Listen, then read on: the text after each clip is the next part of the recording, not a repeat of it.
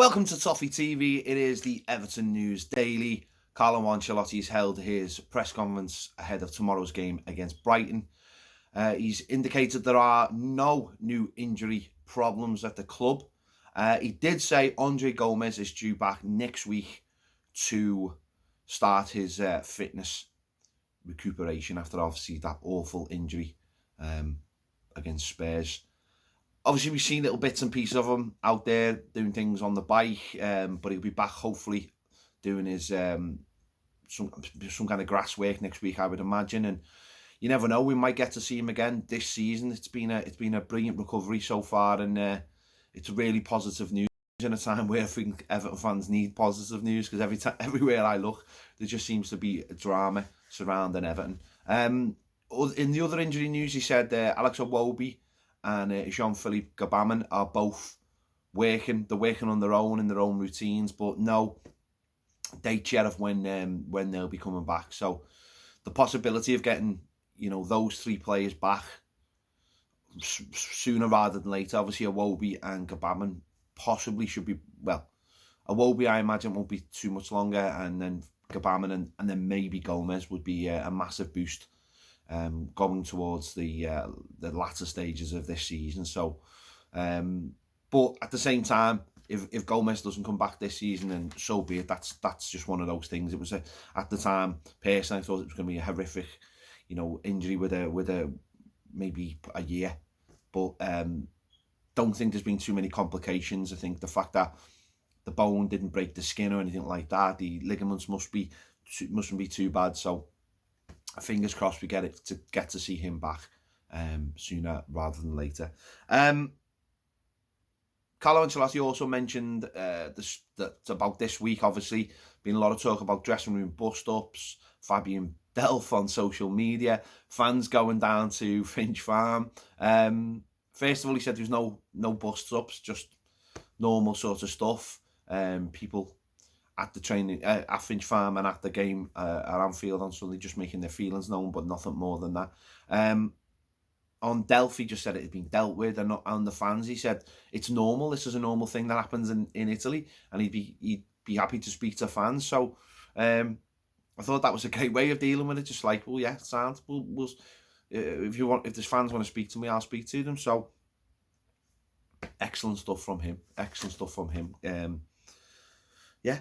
In other news today, Tosun has gone to Crystal Palace on loan till the end of the season.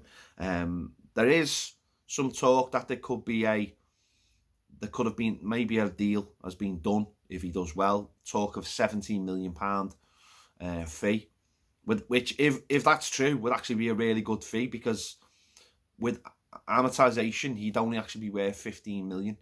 So a lot of people always think when you buy a player for a certain amount, that's the amount you're losing on. Well, it's not. He's been with us for a couple of years now. So we've had 2 years of value, if you want to call it value, out of him. So whatever we got back now would be determined by the amortization, which is around 15 million. So if we got anything like that back, we'd be making a profit on him.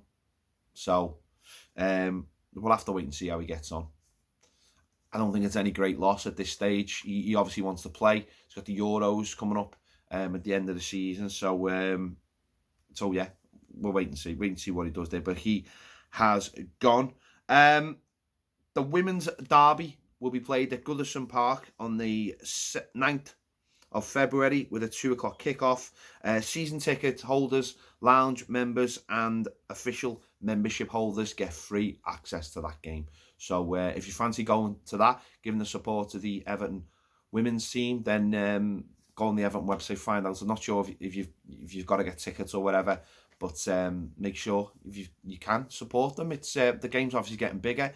Everton are hoping to get the ground at Walton Hall Park open soon for the women's team, so they've got their own ground not too far from Goodison Park. Yeah, if you can get down there, please support the women's team. And finally, there's been a boost for the stadium today. Merseyside Civic Society, who are a heritage group, have given their backing to the move to Bramley Moor Dock. The group tries to preserve the best old building in the city and tries to find new ways for them, and puts their back and to sit to different projects. They have said they've been impressed with the care the club have taken to go through the plans, and obviously if you look through the plans, Everton have gone through a hell of a lot of work to make sure that they didn't just dismiss a lot of the old, parts of the docks area. The dock area, anyone goes down there, there's not much going on there, but they're trying to bring part of that dock back to life, and are putting a lot of the old features back in place and trying not to disrupt a lot of the old features, and trying to make sure that they are looked after for as long as Everton are there, which is, hopefully if we get there, let's just get there first, but you know what I mean. And, if anyone looks at the plans, it looks fantastic. And really, this has always been the big problem for the stadium. Anyone has been talking about problems, why Everton's ground couldn't be built. It's always been about heritage. It's always been about the World Heritage Site. It's always been about English heritage. So to hear that one of the city's heritage societies actually coming out and backing it, that's a fantastic first step, because that would really be the only thing.